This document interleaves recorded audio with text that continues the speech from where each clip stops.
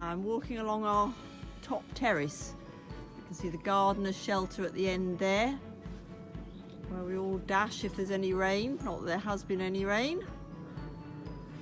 And we come into our little orchard area, which is full of fruit trees in the most glorious state of blossom.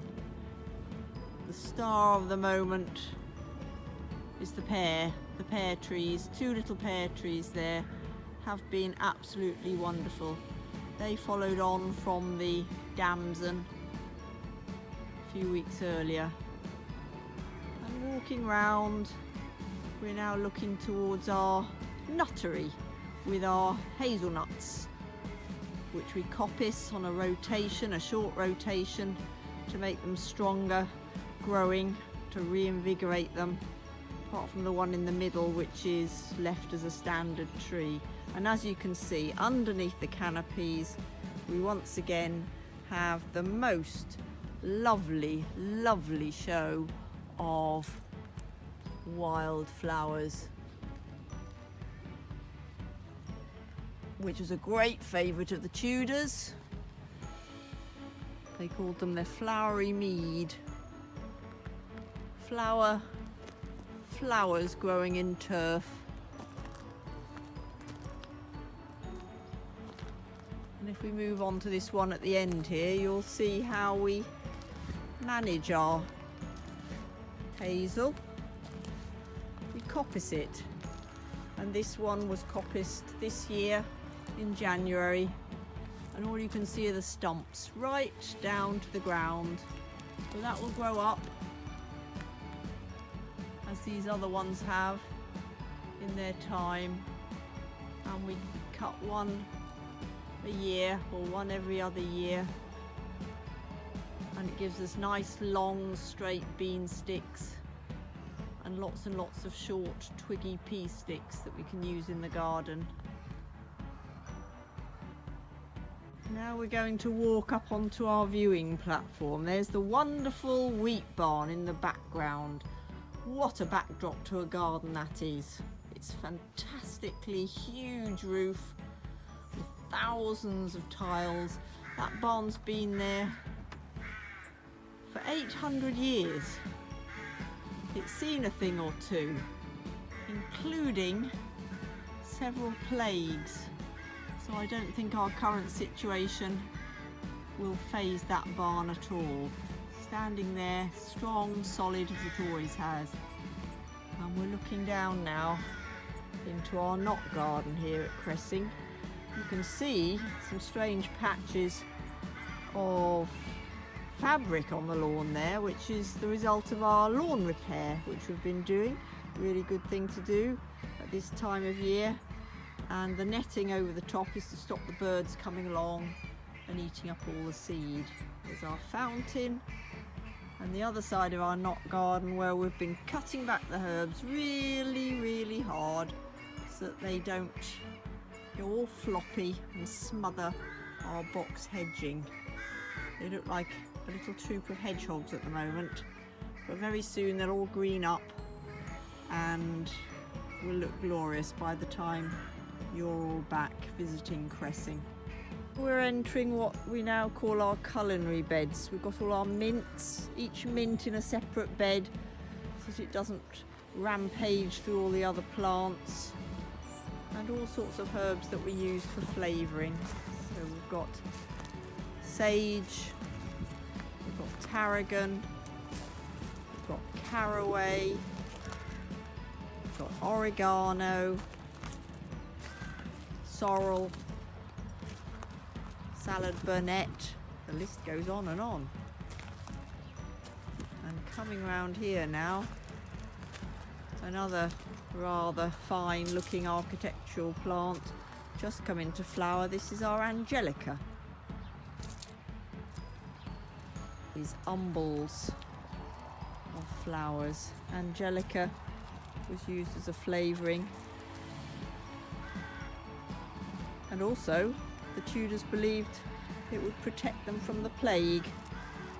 An anti-plague plant. Don't know how well it worked, but that was the belief. And at the base of that we've got a very leafy plant that's just come through the ground. That's called lovage, and lovage has got a strong celery flavour and can be used to give good strong celery flavour to soups and stews. And this plant over here, these are called Alexanders. Grow in the countryside, by the wayside, just a weed really.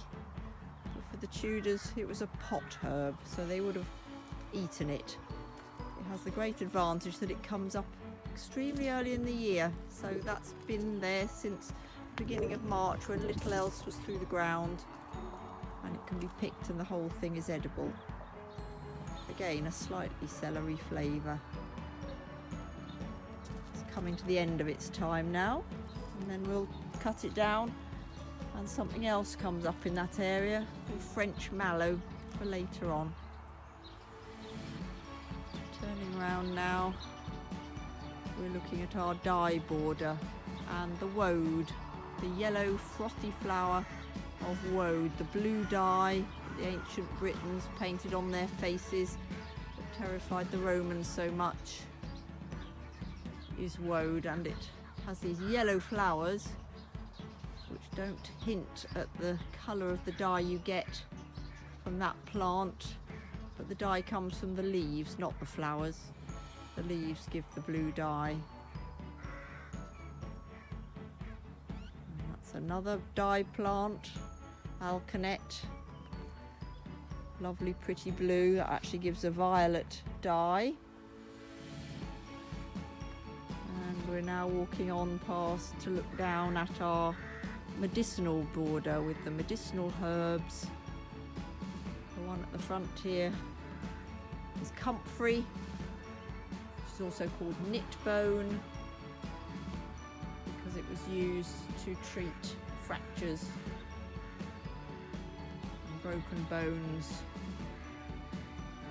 And it's very good for bruises and healing generally. Now we have our mandrake, the mandrake of Harry Potter fame. It's actually looking rather tatty now. It's finished flowering and the slugs are having a feast on its leaves. That's why it's full of holes.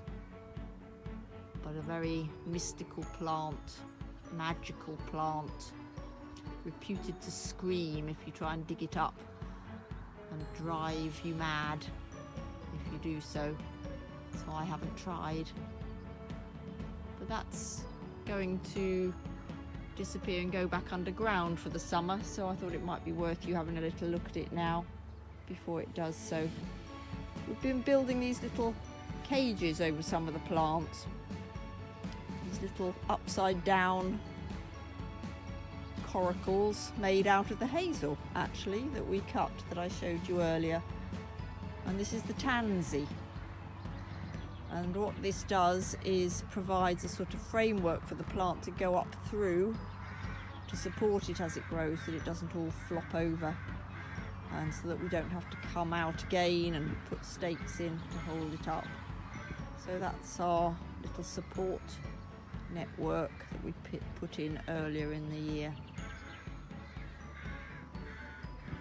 Walking up the border now, still lots and lots of gaps in the soil. There's lots of things still to come up and fill this space. It will be completely full in about a month or two's time. And this blue we're looking at now is borage. Borage flowers, very, very pretty blue and edible. You can put these flowers into a drink, float them in your Pims on a hot summer's day or a hot April day, which is what we've had today, and dream of summer. That's borage. It's the plant of courage. That's what it stood for in Tudor times. So there we have it. And behind the borage we're looking up at our rather wonderful, characterful fig tree. Still only just peeping out with its first leaves. It's got lots of last year's figs on that technically we should have taken off, but they're too high and there's too many of them, so we've left them on. But that will be covered in figs in the summer. By August we'll be trying to pick those before the wasps come in and get them. And it's a lovely tree.